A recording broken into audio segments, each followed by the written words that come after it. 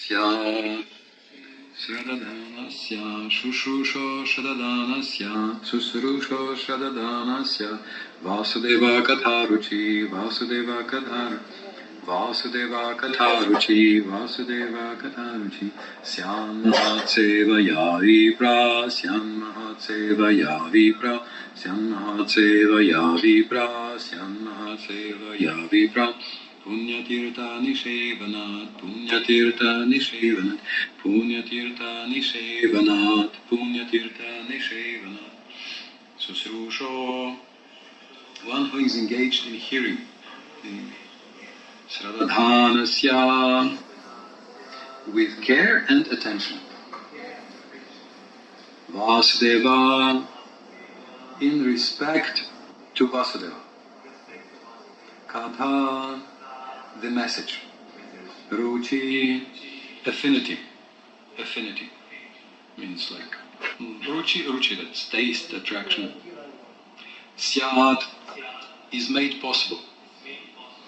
Mahatsevaya, by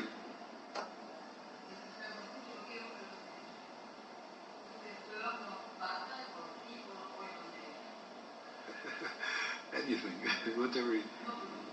Yeah, today.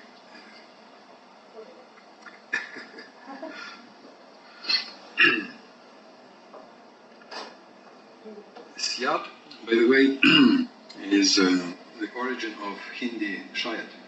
If you know Shayat, maybe. So Syat is the source of this Shayat. Shayat, so Syat means it can become. It can become. Can be. Can be. Maybe, yes. So Mahatsevaya, by service rendered to pure devotees. Vipraha, O twice born.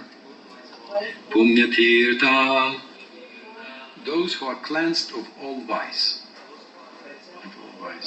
Nishevanat, by service.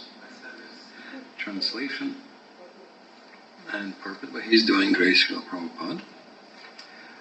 All twice born sages, by serving those devotees who are completely freed from all vice, great service is done. By such service, one gains affinity for hearing the messages of Vasudeva.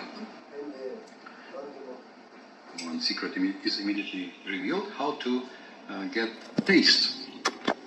Bhakti is the process of taste, deepening our taste. Shraddha has a little bit of taste, and then it grows to a lot of taste, and then it grows to love of Godhead. So here's one secret, how to get taste for Vasudeva Katha, and it says by service, and this service also is connected with hearing. Prabhupada in the purport writes, the conditioned life of a living being is caused by his revolting against the Lord. There are men called Deva, or godly living beings, and there are men called Asuras, or demons, who are against the authority of the Supreme Lord. In the Bhagavad Gita, 16th chapter, a vivid description of the Asuras is given, in which it is said that the Asuras are put into lower and lower states of ignorance, life after life, and so sink to the lower animal forms and have no information of the absolute truth, the personality of God. These Asuras are gradually rectified to God consciousness by the mercy of the Lord's liberated servitors in different countries according to the supreme will. So Prabhupada doesn't say, and they stay there forever. No, he says, no, there is a process of purification. Such devotees of God are very confidential associates of the Lord. And when they come to save human society from the dangers of godlessness, they are known as the powerful incarnations of the Lord. That means Shaktavaishavatavas. As sons of the Lord, so Prabhupada hints at Jesus. As servants of the Lord, I guess he means Muhammad, or as associates of the Lord.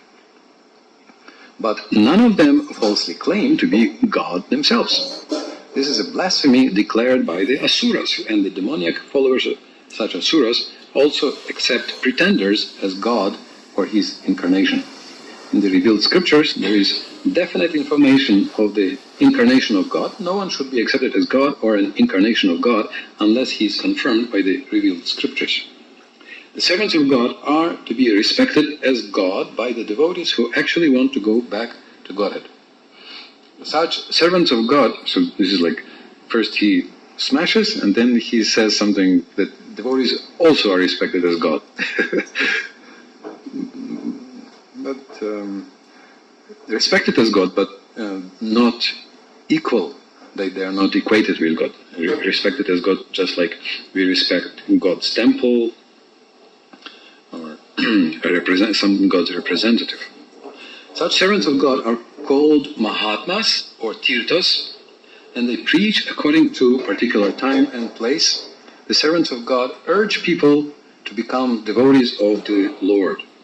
They never tolerate being called God. Sri Chaitanya Mahaprabhu was God himself according to the indication of the revealed scriptures, but he played the part of a devotee. People who knew him to be God addressed him as God, but he used to block his ears with his hands and chant the name of Lord Vishnu. He strongly protested against being called God, although undoubtedly he was God himself. The Lord behaves so to warn us against unscrupulous men who take pleasure in being addressed as God. So Srila Prabhupada emphasizes this point. Even Srila Prabhupada, some of the modern Mayavadis, they say, well, I do not call myself God, my disciples call me God. So what to do, my disciples, so I don't want to stop them, destroy their faith. But when Srila Prabhupada's disciples called him God, when it was 60, I forgot which year it was, 69 probably, maybe 70, 69 I think, when he was in Japan, and some disciples in New Vrindavan, some of his very prominent disciples, very important disciples, declared, they said, we should actually understand that Srila Prabhupada is God. So Prabhupada was disgusted. He was disgusted. And he says this is demoniac. And he really, he smashed these, so there were two sannyasis, he kicked them out of ISKCON. He says, you cannot be part of ISKCON. And only when they repented, he accepted them back. He didn't say, what to do, my disciples need encouragement. These sannyasis are very important, they help me so much. No, he stopped it. He stopped it. Didn't tolerate such a distortion. The servants of God come to propagate God consciousness, and intelligent people should cooperate with them in every respect. By serving the servant of God, one can please God more than by directly serving the Lord. The Lord is more pleased when he sees that his servants are properly respected, because such servants risk everything for the service of the Lord, and so are very dear to the Lord. The Lord declares in the Bhagavad Gita 1869 that no one is dearer to him than one who risks everything to preach his glory.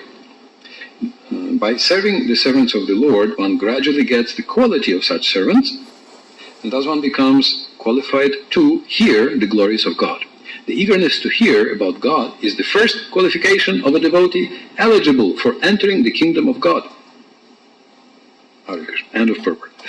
The first qualification to go to this kingdom of God is to be eager to hear. That's the first service. Ears. Eager to hear.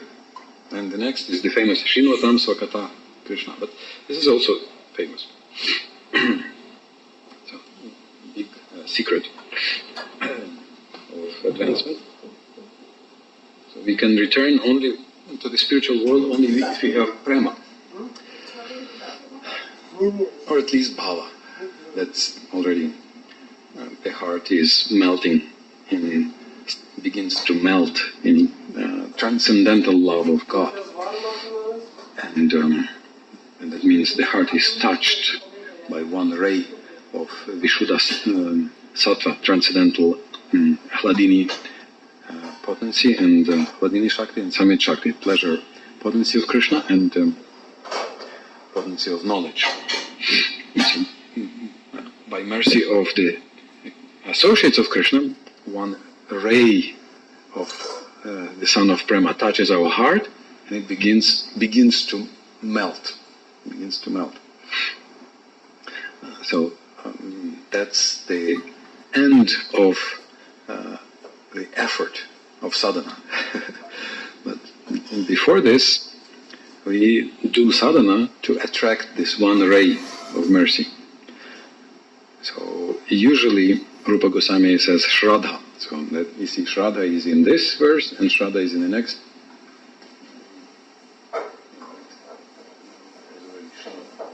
Hearing Shradha. But Vishwanath Chakravarti Thakur gives the preceding step of bhakti. So this is before Shradha.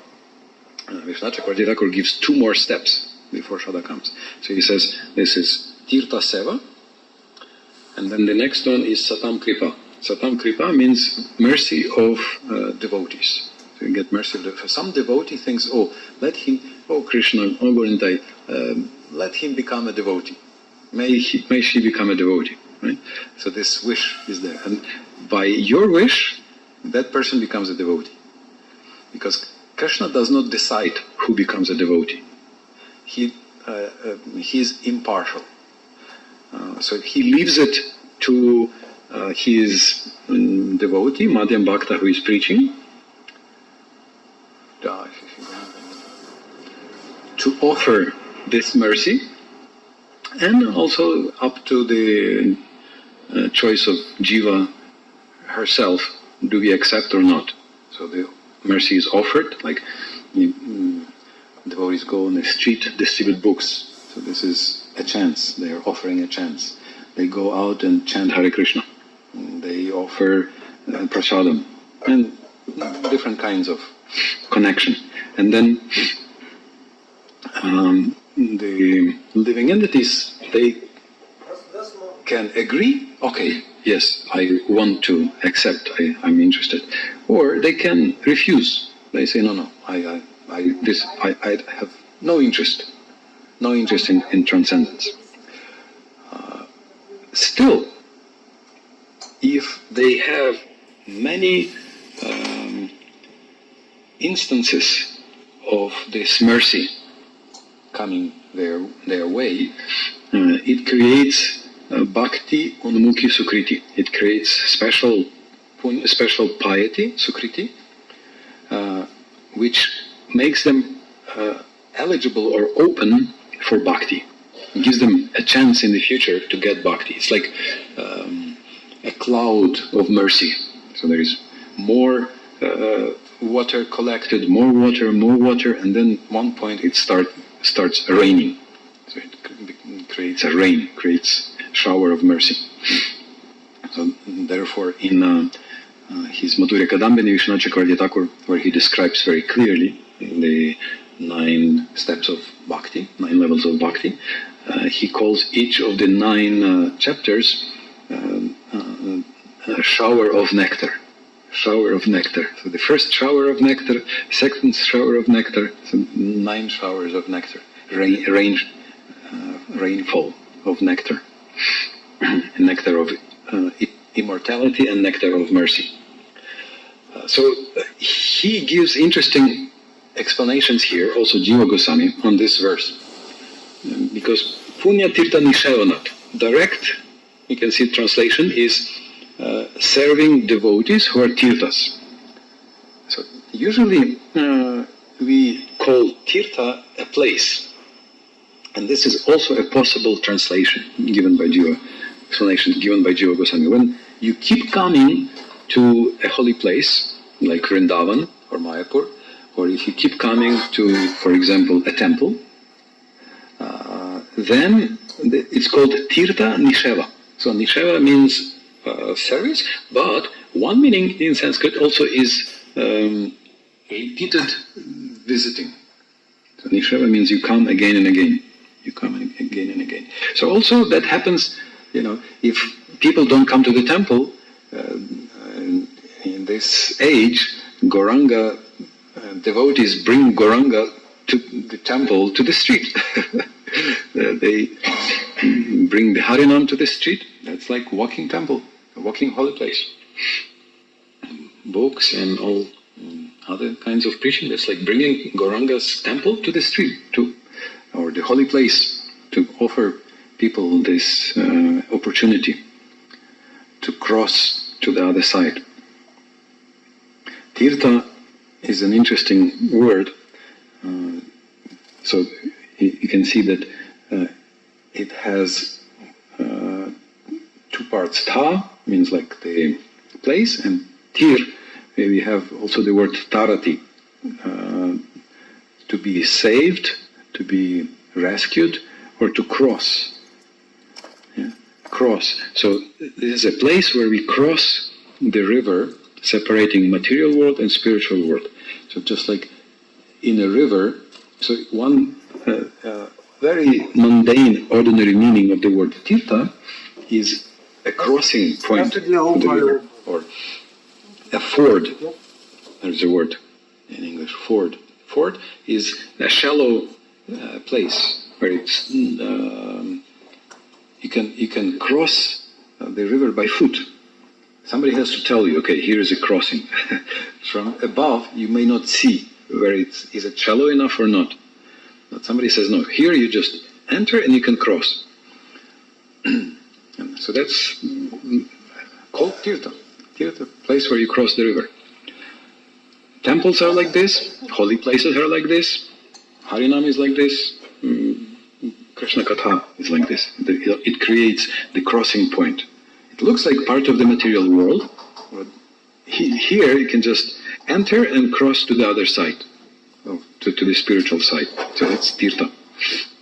So this is why a place where we worship Krishna, speak about Krishna, hear about Krishna, sing Krishna's names, it becomes Tirtha. And you become also Tirtha, because you sing about Krishna. So just by repeated visits or repeated coming in touch with devotees and holy places, that collects mercy. So, because it is explained that a person will think, oh, these are interesting people, they seem to be happy. And you can see, like, if you go for Harinam here in Munich, people will dance and sing also, they will wave their hands, so they accept it very nicely.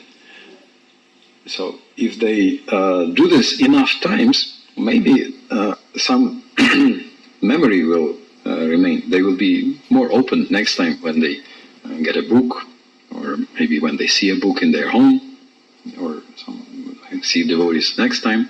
So it creates, maybe they will show more interest, and then they will attract mercy of Krishna, and the mercy of devotees, and then true Shraddha will sprout in their heart.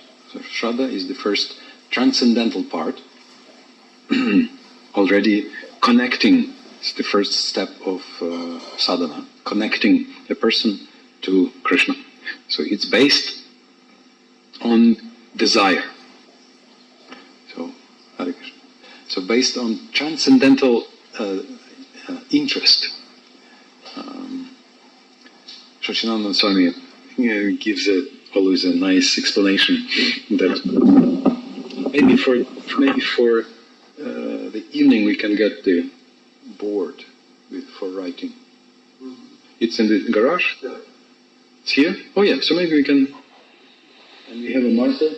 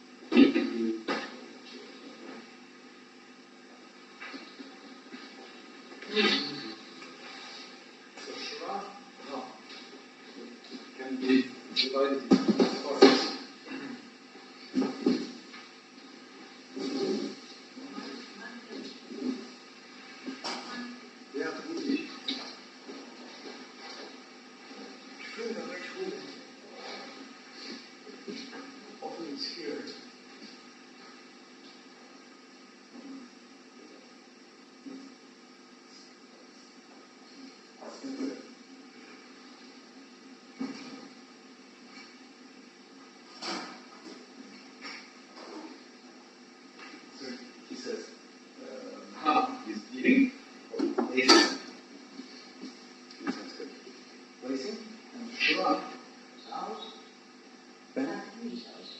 No, we are looking. Yeah. Step.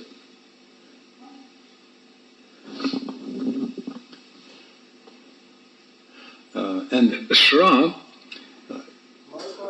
is heart. It's connected to Vishrambha, trust. So where is our heart? Where do we put our trust or heart? Basically, what is your goal in life? So if you place your desire or goal in transcendence, I want the ultimate truth. I want the absolute truth. I want to know what's really there. You will have faith. Right. Okay. Put these there.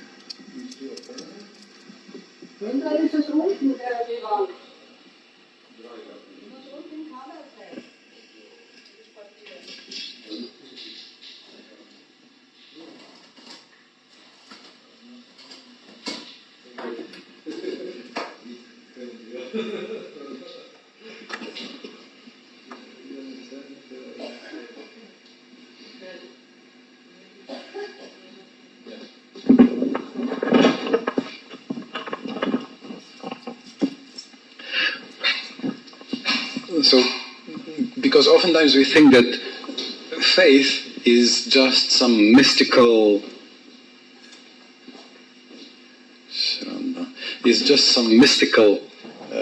phenomenon.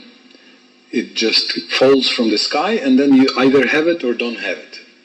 And sometimes devotees, start practicing, and they encounter some difficulty, and it becomes like a loss of faith. And they suffer, they think, oh, what to do? I lost my faith, and then I'm hopeless and helpless. But no, if you keep placing, my goal is the absolute truth. My goal is the absolute reality. I don't want some illusion or another fantasy, I want the truth. So that's the correct place. And then sooner or later, the obstacles will be removed, and then you will attract Krishna's mercy, devotee's mercy, and your faith will grow, will become stronger. So it's in this most simple form, Prabhupada says in some places, is interest. If you are a little interested in something sublime, sublime is an interesting word, sublime, Prabhupada explains as something higher, something high, meaning not gross, like not just eating, but something higher, sublime, something that's above the ordinary gross level, some higher, like almost everybody, even most atheists will accept it, something higher is there, at least the higher law, and even people who don't want to accept God, they will say higher force, or nature, higher nature, something. They'll say something like this. So that's already a beginning. Every human being has this privilege. Every human being can develop bhakti. So they have the capacity. It can be more or less developed, but every human being has the capacity to direct consciousness to transcendence, to something higher. It's available. So what we can do from our side is, it's not just faith, it can be faith, it can be interest, Prabhupada says, interest, or to put it in the most simple, because interest also you cannot always control. So one day it's interesting, the next day, you have, some people say, oh, I've heard it 100 times, so no interest. Yeah? But there is something that is your decision. So if you put it like this, that Shra is your heart, and Dha is give. Yeah? So where do you give your heart? That means the heart means also your goal. And give means you place your goal that, yes, I want the ultimate truth. I want the transcendental world. So then you will attract Krishna's mercy and devotees' mercy.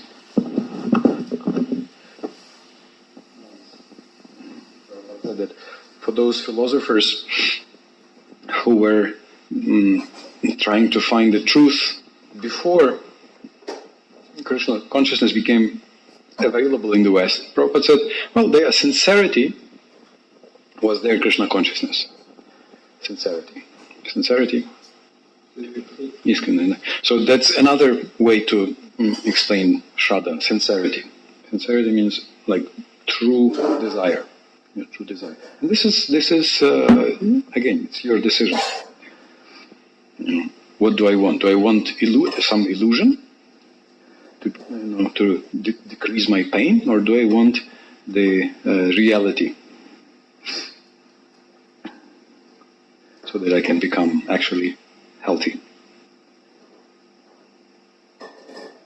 that I can become cured of material illusion? So the first step which leads to this is Punya Tirtha Nishavanat, is repeated meeting devotees, repeated visiting the holy places, and then because people don't often go, then we go to people. We bring the holy places to the people in the books, in the Harinam, in sometimes even the deities in Avadhayatra festival or something like this. So we bring the temple to the people. And then the people will develop gradually. Like, I'm just coming from Vrindavan, and it was Gaura Purnima, and in Vrindavan, Gaura Purnima is the festival, Holi, festival of colors. Right now I was flying from Delhi to Istanbul, and so many Western people, like those who are ladies with blonde hair, you could easily see it was a little red, a little green. Those who have black hair maybe cannot see so clearly, but with those who have blonde hair, it was in the plane. It was so funny. You can see, okay, here's blonde, red, and green, blonde and red and pink. They were colored. So they come to India, and especially even to Vrindavan for this holy festival. So they have heard, this is because devotees organize these holy festivals in the West now, almost everywhere. And because it's so happy, so interesting, so wonderful, people take interest and they think, this is festival of love, festival of spring, festival of life, whatever they call it, something. So they think it's just fun. But the result is, what's the result? The result is they come to Vrindavan. And Vrindavan, so I have seen, they come to the temple. I have seen so many, there was no Kantimala, and they are just dressed in not just pants, but they look like, like soldiers, special, they are prepared for, heavy colors battle. So pants and some jackets, then they are ready. Yes, okay, bring it on. And they come, I see them, they come to the temple. So they will hear Hare Krishna. And in Vrindavan, you cannot avoid hearing Krishna and Radha, yes? It's everywhere. So even if they come for some, we can say, even mundane reason, the result will be that they have heard Hare Krishna. And even without them seeing, their heart was touched. So these places are so powerful. Sometimes it's enough to pass nearby, and something is touched in the heart. So the next time they will see devotees, already the heart is a little open. Already they are prepared. So just again, a few more times, and then it will happen. It may happen. They will manifest this higher interest. This year, I think just for Holi we had in Vrindavan more than 2 million people coming. So in India, the biggest tourist attraction, like, if they make a symbol of India, that's Taj Mahal, Agra. That's nearby. But Taj Mahal gets 60 million tourists or visitors a year. Vrindavan gets more. And it's growing. So Vrindavan is probably one of the most visited places. And in Vrindavan, if they come, they cannot skip coming to our ISKCON temple. Even if they don't come, they pass nearby, or at least they hear Hare Krishna and names of Krishna and Radharani. And so they can move forward. So, so how do we apply it? So we have two ways to apply it: for ourselves and to help others. So for ourselves, what is the conclusion? What do we do to make sure we have this Shraddha? What can we do? To be enthusiastic. Enthusiastic, yes. To be enthusiastic. What else? To have what? Interest, yes. Here, yes, here. And visit, yeah. So, Nisheva. Means here as the main. So Krishna says that. Come to a tirtha, and you think that tirtha is just to take a bath? Then he says, we think like this. It's very actually funny. Krishna speaks about himself. He says, we think like this, and therefore that the tirtha is just a place with water. Tirtha buddhi, jalile na karhichij, jalile. So just some jal is there, that we think that's tirtha buddhi. So he says, saeva gokara. So he says, we are like a cow or an ass, a donkey. No, it's for hearing. So it's for actually hearing. So yes, yeah. So yes, broad, yes. Tirtha seva. Seva. So it means devotees or holy places. Holy places. And seva means serving, or it means visiting.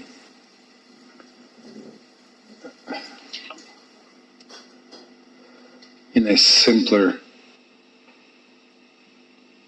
first step.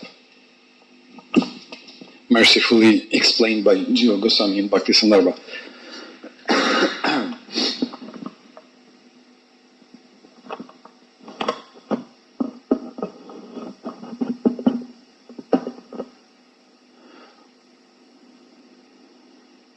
So for us, it means we visit and try to serve. And for others, we give them the meeting with Krishna in some form or another. And this will start creating that cloud of good fortune. Good fortune. Punya. It's another way to translate punya or sukriti, good fortune. You don't see, but it's there. You say it's good fortune, but actually it's the result of your good acts.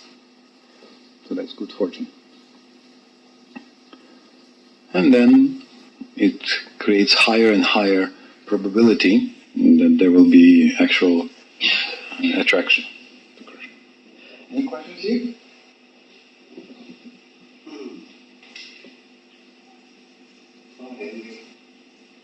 Shraddha. Do you mean Shraddha first? Or five step or first? So Rupa Goswami gives it as the first step, and Vishwanath Chakravarti Thakur accepts it, yes.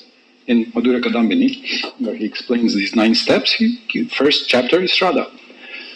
But in his Bhagavatam commentary, Sarartha Darshini, in 1:221 in this section, these verses.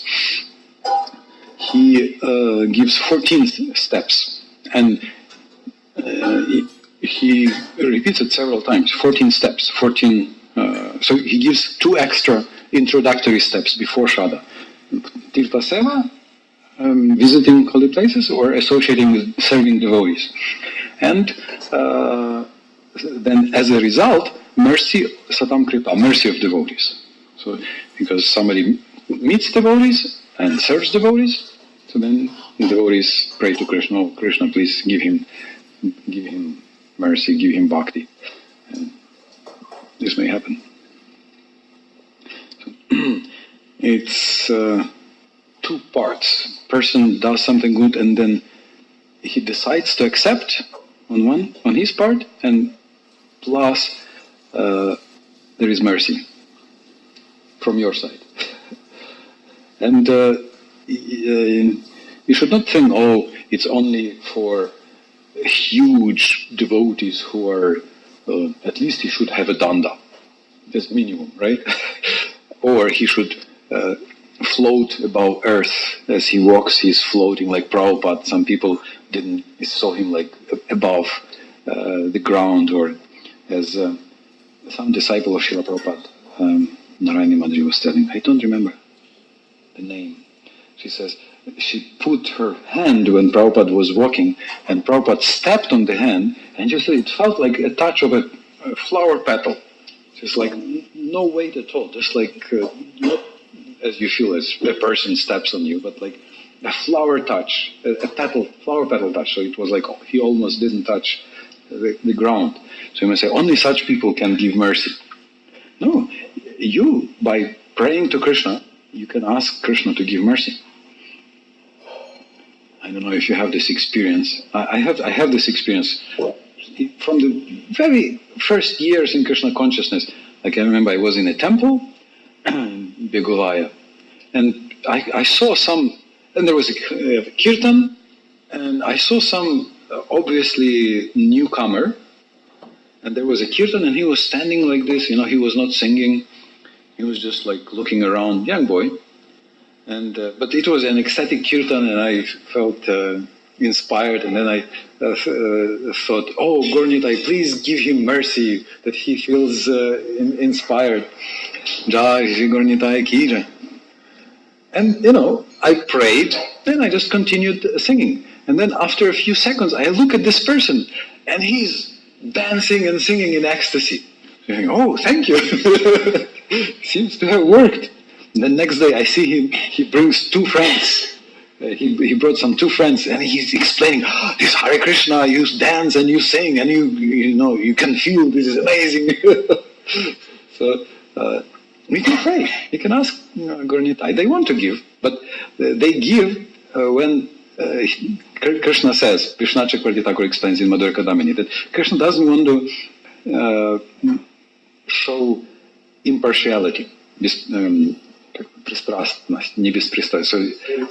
So he wants to be very equal to everybody as God.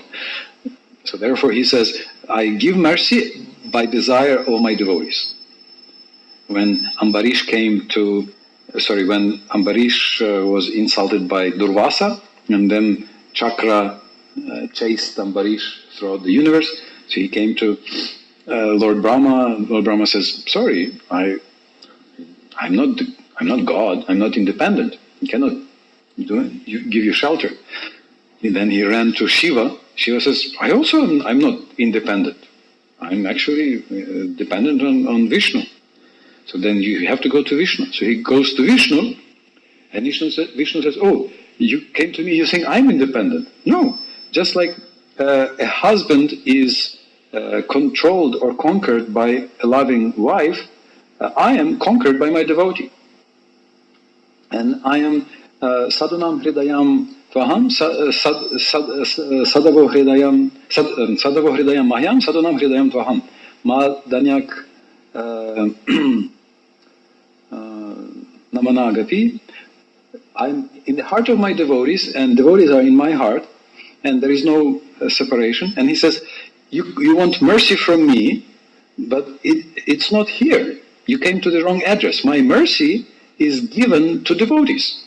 Like sometimes a husband gives the money purse to the wife, right? Or she's keeping it. So he says, I give it to my devotees, and they decide, where to give the mercy. So sorry, I cannot decide. You came to the wrong address. I cannot give you mercy. You want mercy? It's in my devotee's heart. So you must go back to Ambarish. And he goes to Ambarish, and Ambarish has been waiting for the whole year, fasting. So he broke the fast when Durvasa came, and for a year he was fasting, waiting what will happen. And when Durvasa comes with, still Sudarshana is above him, and there is beautiful prayer by Ambarish to Sudarshana, where he says, "Oh Sudarshana, you are Krishna's form, you destroy and you move time."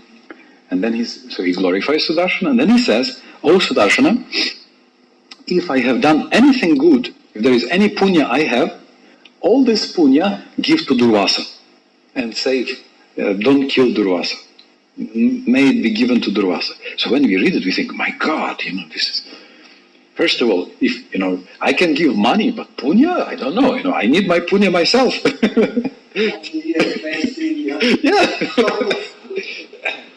all the acts of devotion, and so first of all, and second of all, even if you give away, you could give away maybe, one, a little bit, maybe 1/4, half, okay, but all of it, it's, oh no, why? What is he saying? But you can see that's a devotee. He's so merciful. Obviously, he's very merciful. And he says, "Oh, please, if I have done anything to please you, please save this Durvasa." And then Durvasa is saved, and one Acharya says that basically he becomes a devotee, and this whole lila was created to glorify bhakti. It's like a secret comment that was Durvasa's intention, to glorify bhakti above yoga, to show that bhakti is so much more higher than so much higher than yoga. So coming through devotees, and especially Madhyam Bhaktas, because Madhyam Bhaktas, they go and try to preach. They try to see, he's practicing bhakti, he's doing bhakti, this one is not doing bhakti, let me give mercy. Madhyam Bhaktas are spreading the mercy. Hare Krishna. Durvasa brought before not much. So according to this comment, I think Govardhan Lal, one commentator from Vallabha Sampradaya, Prabhupada was sometimes using his comments in his purports. So I think he says that Durvasa did it to glorify bhakti. He's an incarnation of Shiva, so he must be at least secret devotee. But before Ambarish, you can see, cursing a devotee doesn't look very nice. So you can see that he was not at least openly a devotee. And after that, he seems to be more respectful to devotion and devotees. So this lila glorifies bhakti openly. And because he got the mercy of Ambarish. he got conflict after. After. That's why he was afraid, because he thought, I offended Ambarish and see how much trouble, so I shouldn't offend the Pandavas. And Duryodhana sent him to visit them after lunch with 10,000 disciples.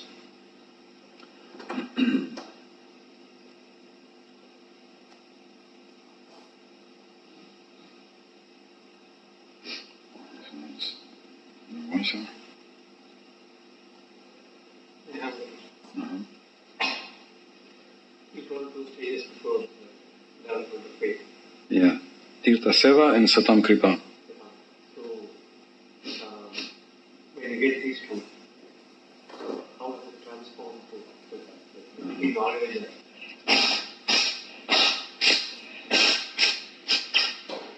Taking based on something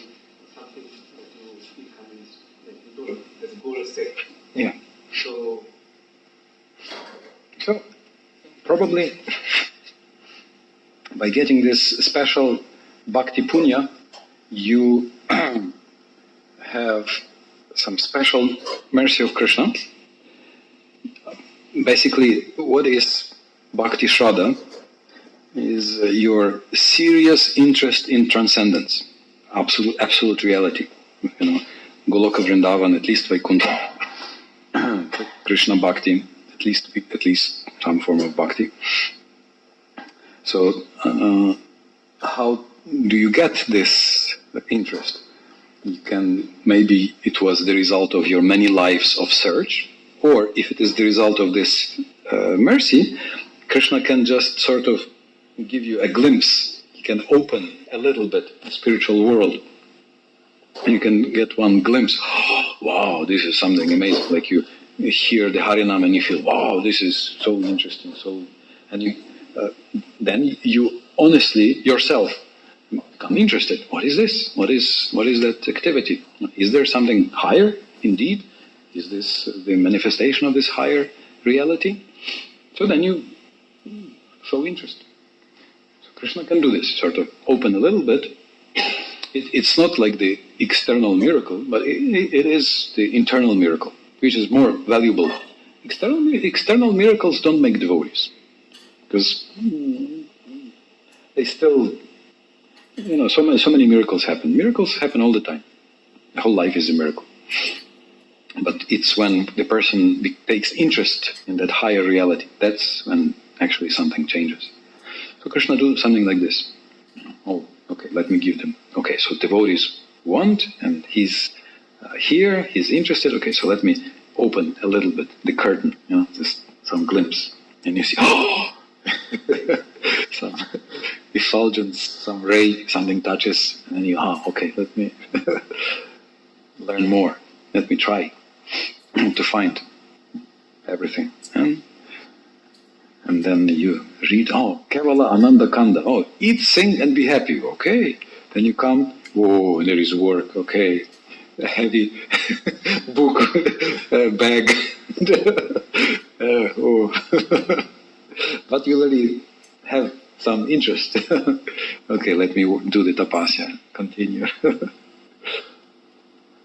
learn more.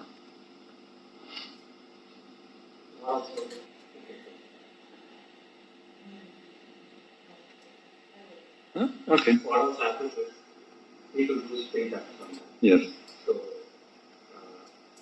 course, all of us who do this, we had some experience that we could so based on which, and also some knowledge we get and we maybe reach the concept. It's like, I think there are many factors.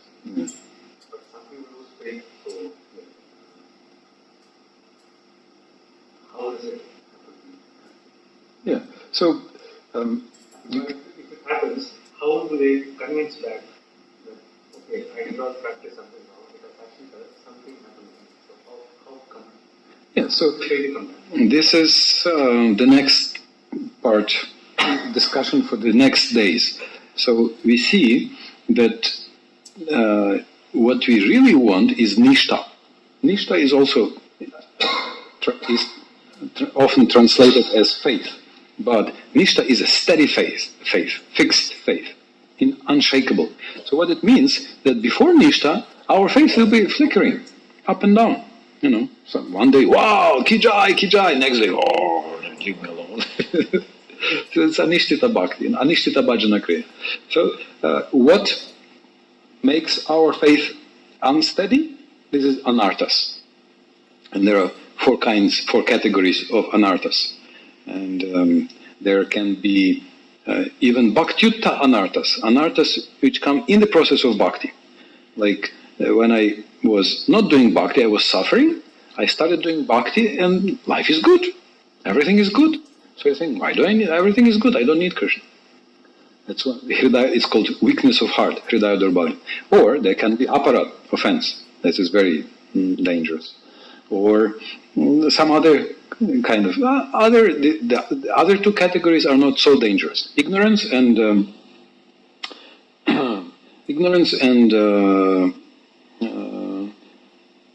this is tattva vibhrama, and asat, asat spriha, the desire for material things. So these two will be diminished earlier. But also in the early stage, if it's like somebody, one of this asat, this is called also in Madhurya Kadamini Sukritota Anartha. Anartha based, which produced by good fortune. So the person it can be very pious materially and can have very good fortune, can be very rich. You can see sometimes somebody rich takes interest, becomes interested, but he's so rich. And what is the anarthas based on Sukriti? This is bhukti, mukti, siddhi, and svarga. Svarga, yes. These desires. Why? Because it's right here. They have it within their hand. And it's so easy for them to enjoy. So therefore you can see sometimes people who have a lot of material enjoyments, they take interest, follow it for some time, and then sort of go away. So they didn't even reach steady bhajana, not even much of anartha nivritti. Maybe touched bhajana kriya a little bit. But these can be removed quickly at bhajana kriya already. Serious bhajana kriya will remove it. Like you can see, so many rich people do become good devotees, like Ambarish Prabhu, Ford, or even George Harrison. He was chanting till the end of life. And he was, you see, he did have his ups and downs. He did have his troubles because he's super blessed person, and not many people are more famous in the world than him, actually, right? And as musicians and everything. But there are many people who continue seriously. So anarthas, these are anarthas. And then what happens, it is described that it's not lost. Whatever progress you have done is never lost. You will continue. Sometimes in this life, you can see also, like in our ISKCON, there were super powerful devotees who then became very big, prominent people in the movement, and then they disappeared. So we can discuss which anartha was it that covered their practice.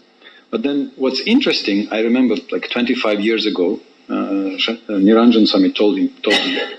Because 25 years ago, out of 5,000 initiated disciples of Prabhupada, we had only 500 practicing. So he told me, 25 years ago, he told me, don't worry. He says, the time will come and you will have a lot of sannyasis and renounced devotees with a lot of material experience, with very deep and rich material experience. And true, now you can see so many of these people came back. They have become rich, successful, or whatever in the material life. Those who did not become rich and successful, they died usually of some terrible disease, but still, usually in the temple. Usually to die, they come back to the temple. And those who were more sort of pure, they became very rich, successful, but then they come back, and then they, like Rameshwar, he was Maharaj, one of the 11 acharyas. So we can discuss which anarthas were created. But then, he comes back, and now he's, since maybe 5 or 10 years, he was number one in book distribution. He was a super powerful book distributor. He was very charismatic. So he's now coming, he's back in the temple very humbly, and he was always sitting in the back, and he's sponsoring every marathon and everything. He's sponsoring like 10,000 books for book distribution, or he's doing a lot of good, important service, again. So Vishwanath Chakravarti Thakur in Madhurya Kadamini says that it's like if it's an aparat, an offense, and it's like you insult the master, and then he's not happy with you. So you will suffer. But after suffering some time, then again he will see and he will think, oh, he has suffered enough, okay, so let me bring him back. So that's the going away after an aparat, some offense. Or if it's some anartha, or going away from a lower stage, again, then the person will either enjoy or suffer, whatever, and then it will go away, because these material things are small. I mean, these material experiences are temporary and not so huge as spiritual experience. So either at the approach, when the death comes closer, or something else, or when they get old, or whatever, they remember, oh, there was this Hare Krishna. They never forget, really. But, when all the material tastes become weak, which they always do, then the spiritual taste remains. Maybe it was not so strong, but it was very different. Bhagavatam 5th canto, Narada Muni says, they can never forget. So then they come back. So usually, still this life, you can see this, like in practice. It's not theory. It's the fact. But in some cases, maybe next life, they will continue. So that's because they never reached Nishta. They didn't reach Nishta, so anarthas, because of anarthas. So it's possible. It's by definition anishtita, not fixed progress. So that's why they can go away. Because it should not become a cause for doubt. Oh, why did they go away? Oh, maybe bhakti is not so. No, it's how it is described. So until nishta, that's by definition flickering, stronger and weaker. So if they, because of weakness of heart, they enjoy some material pleasures they want to enjoy, or especially if they do some offense, then they can cover for some time. Can cover also without them going away. They can stay in the temple and they can keep chanting and no taste. Also, he looks like he's practicing, but no taste. Still, same thing. He has to continue. He has to prove Krishna, sorry. And then after some time it comes back. Krishna thinks, okay, he's been punished enough. Okay, so let me give him again some mercy. Or some devotees will glance, or some special mercy can come, and it comes back. Bhakti is indestructible. You had some?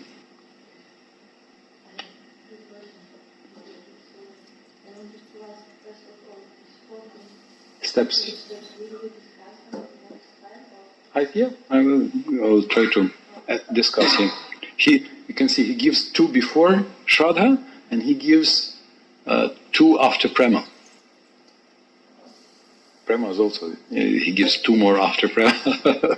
And he gives, here and there, he gives 1 extra. It's his commentary to 1, 2, 21. 21, the last step here.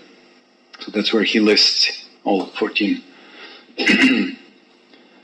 It's the same 9, but with a little extra details, a little extra elaboration.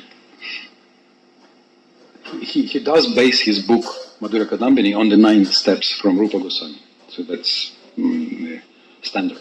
But he adds a few more in this commentary.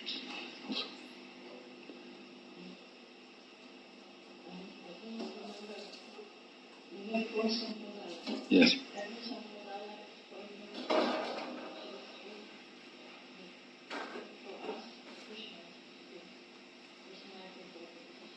Yes. Yes.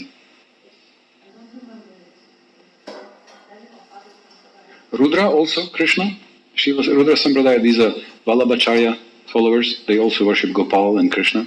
And Nimbarka, Kumara Sampradaya. They also worship Radha Krishna. So these both.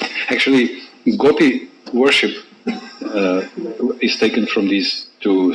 Their position of Radharani and Gopis. That's Chaitanya Mahaprabhu took from. From these two sampradayas. The Sri Sampradaya and even our Madhva Sampradaya, you can see that they have Krishna in Udupi. That's their main deity, actually. That's Krishna. And it's actually Vrindavan Krishna. Because this deity, Udupi Krishna, this is Krishna. Rukmini wanted to see Krishna from Vrindavan, and so he manifests this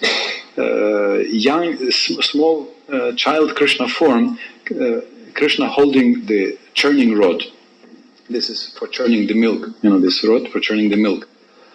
So he's holding this rod, so he wants milk, or butter or something. So that's Vrindavan Krishna.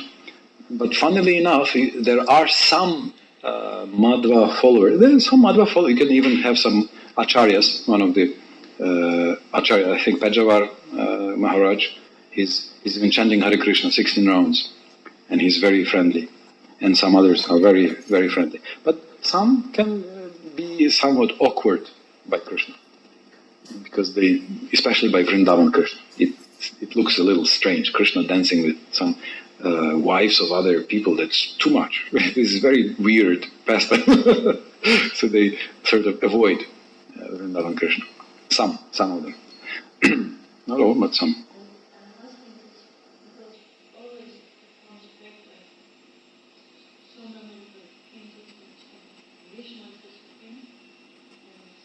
Uh-huh.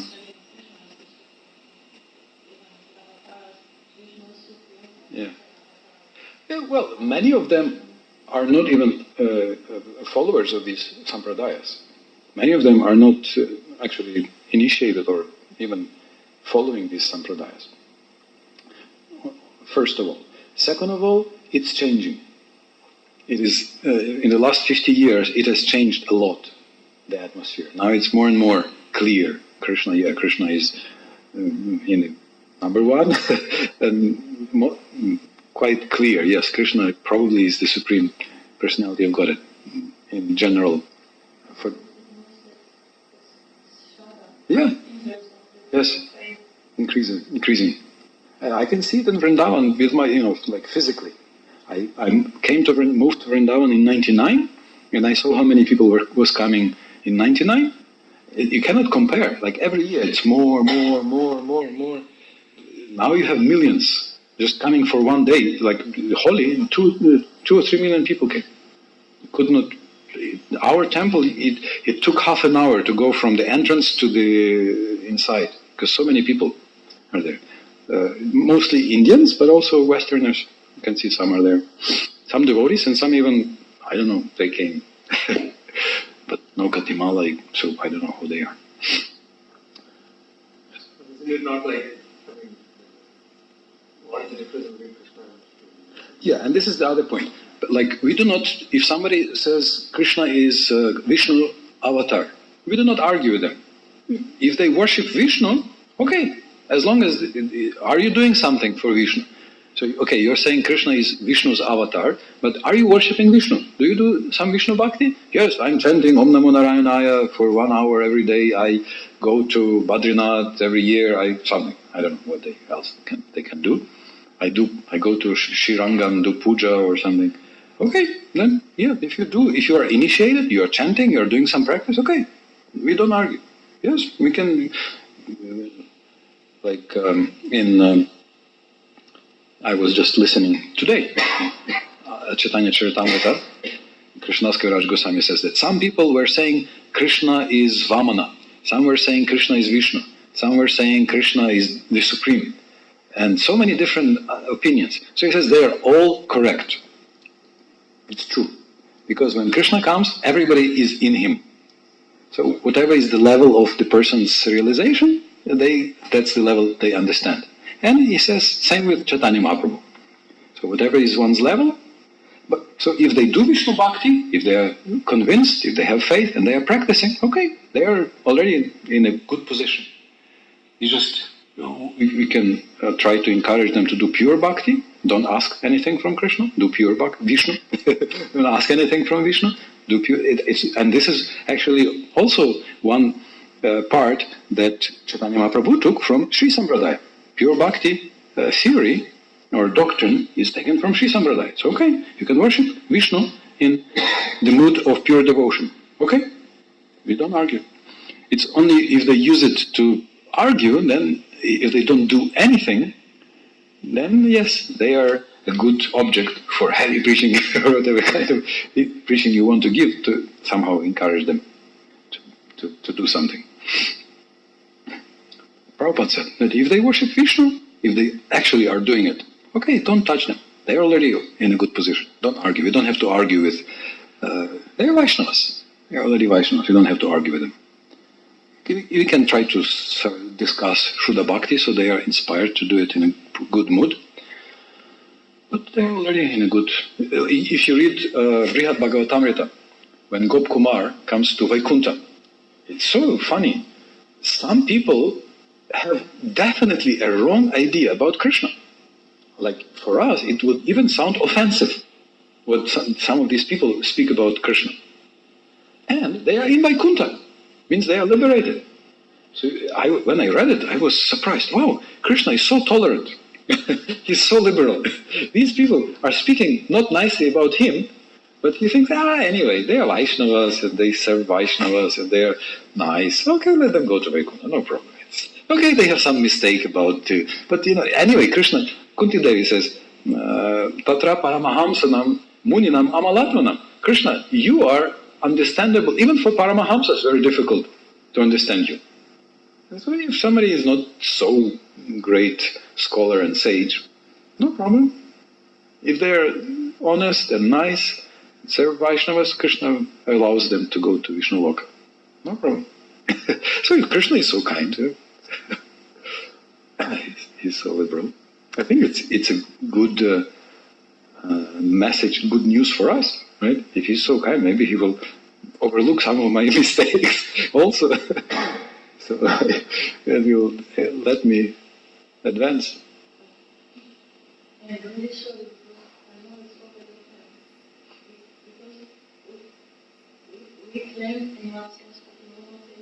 Yes, yes.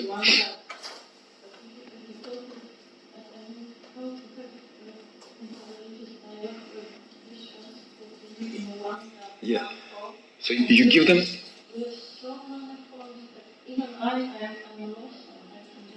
They do not believe in one God. They believe in Trinity, right? At least, even those who don't have Trinity, who I don't know, Jehovah's Witnesses or whoever, they at least have some kind of, what do you call it, divinity or do something, duo. Yes, Catholics and Orthodox, they have Trinity. So that's not one. I mean, but it's three. So we call it, you just give them the term. You say, you believe in Trinity and we believe in bipartite polymorphic monotheism. It's monotheism, but polymorphic. Many forms. You have three forms, and we have many, as many as devotees. Moods are there. And bipartite, meaning she God and he God, Radha Krishna. Krishna and his Shakti. They also have some of this concept. They have some divine wisdom, sometimes explained as Sophia, or they have some Bible word, Shena or something. They have some mystics who also speak about the feminine energy or of God, and all of them anyway worship Mother of God. If they worship Christ, Maria, yes, they all worship anyway some female form. It's very difficult to find. I mean, it's not complete if you don't have. It's very difficult to find a religion which is bereft of this. So they have it also, but we have one form. It's one person, but in many forms. Because God is all powerful, so He will manifest in different forms to different people. So just give them a term, mention that they have the same, they have Trinity, they have also different forms, and you can tell them that we are bipartite polymorphic monotheists. So we are technically monotheists, but we are polymorphic. We have many forms. Ekam eva dvitiyam Brahma. There is one supreme truth, no two. There is no two, one. Advayam. Tatvam advayam. Tatamanu, it's verse 11 here. There's one.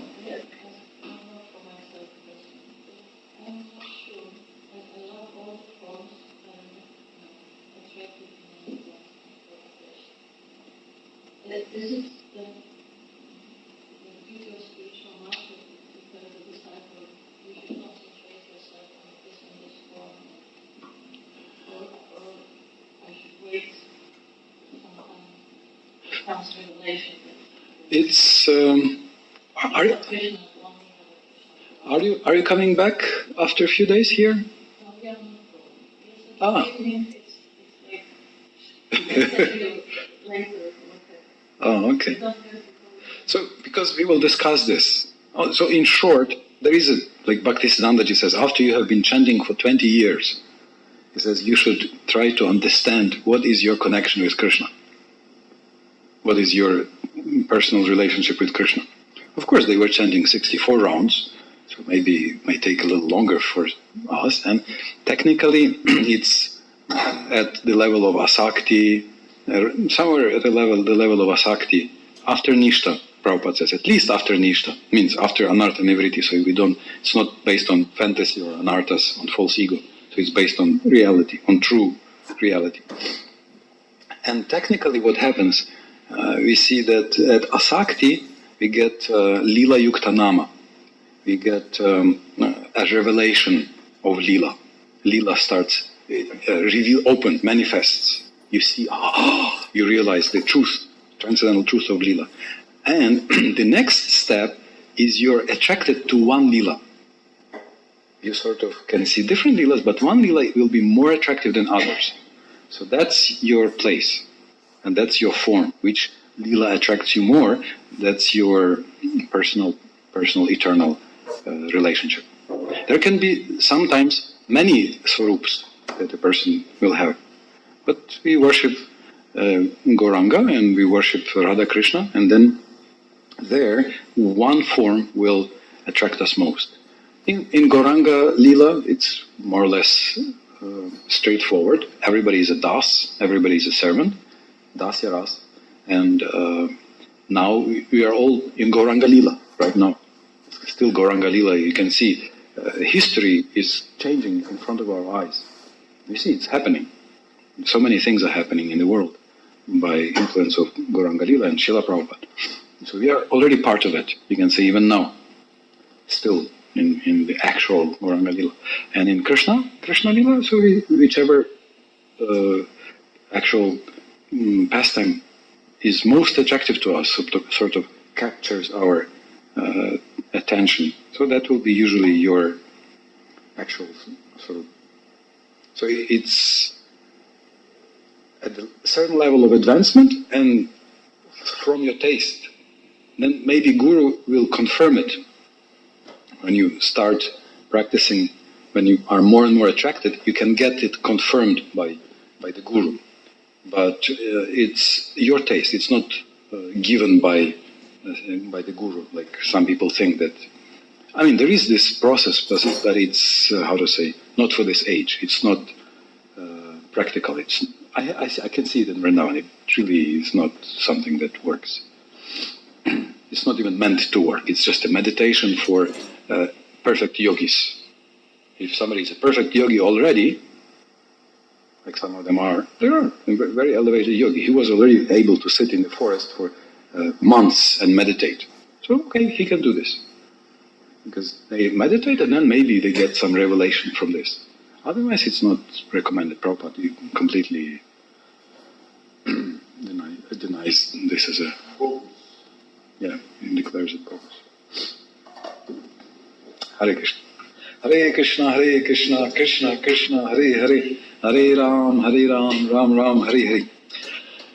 Srila Prabhupada ki jai, Srimad Bhagavatam ki jai. Bhakti sadhana and bhava and prema ki jai.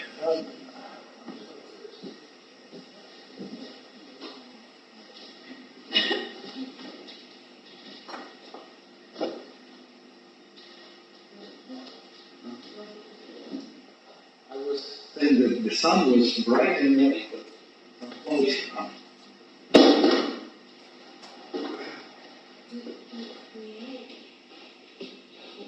where or where Prabhupada said 50% of what is really Krishna people anarthas, but 30% is Krishna.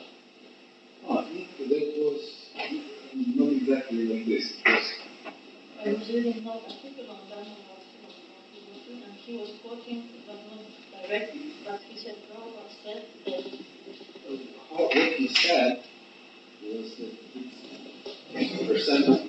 So he was talking to a manager. He wanted the manager to take responsibility. So he told company president.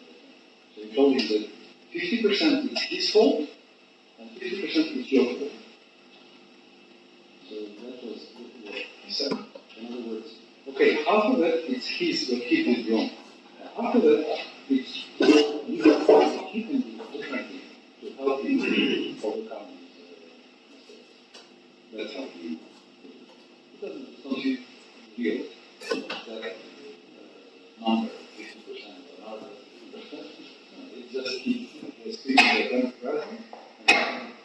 But for us, as a preaching mission, we have to think how to 50% is our responsibility to help people to overcome. It doesn't mean that the person will not go well, somebody will still go well. But at least